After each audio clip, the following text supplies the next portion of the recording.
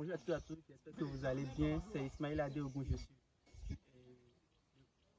Le problème climatique ou environnemental que je propose, c'est que le Bénin est confronté à des inondations fréquentes qui exacerbent les problèmes de santé publique en favorisant la prolifération des moustiques et en endommageant les infrastructures urbaines, les déchets plastiques aggravant la situation en obstruant les drainages et polluant l'environnement.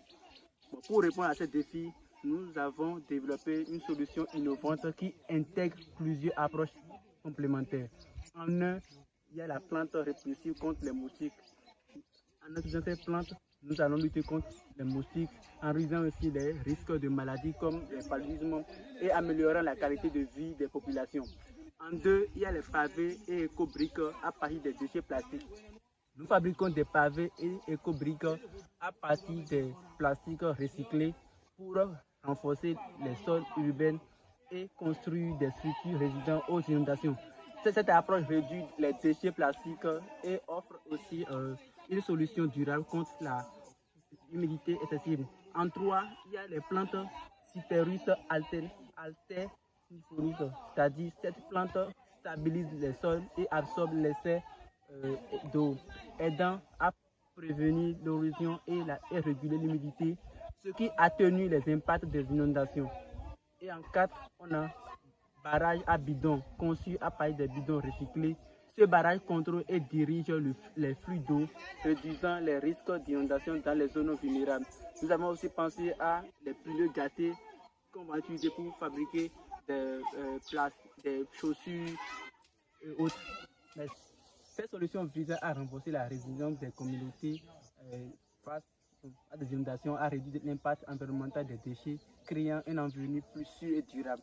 Cependant, il est important que l'implantation de ces innovations nécessite une soigneuse pour éviter les effets néfastes potentiels sur les populations locales, y compris des risques de perte en vie humaine si les systèmes ne sont pas correctement construits ou maintenus.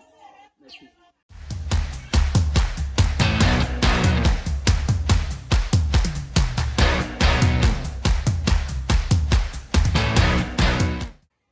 En 2B, les processus de conception du prototype. Le développement de notre prototype a suivi un processus rigoureux. 1. L'analyse initiale. Nous avons d'abord étudié les défis locaux liés aux inondations et à la gestion des déchets plastiques pour orienter nos choix de solutions adaptées. 2. La conception et planification. Nous avons conçu les prototypes des pavés éco-briques et des barrages en tenant compte des contraintes locales avec des détails pour chaque solution. Ceci dans le Bénin. 3. Fabrication et assemblage. Les matériaux ont été fabriqués et assemblés selon les spécifications incluant les pavés et les éco-briques en plastique recyclé et les systèmes de barrage à bidon. En 4, il y a essai et optimisation. Nous avons testé les prototypes sur le terrain au Bénin, précisément commune Ouéhi, arrondissement de Toroué. Nous avons testé ces prototypes sur le terrain, ajouté les conceptions en fonction des recours et affiner les processus pour améliorer leur efficacité et leur durabilité. Chaque étape a été menée en considérant l'impact environnemental, la faisabilité technique et les besoins spécifiques des communautés locales. Merci, je vous en prie.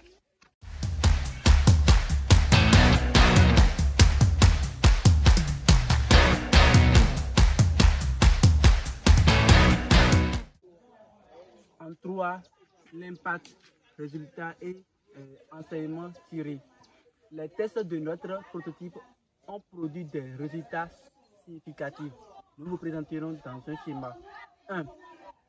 La réduction des moustiques. Les plantes répulsives ont considérablement diminué la population des moustiques, réduisant les risques de maladies vectorielles et améliorant la santé publique.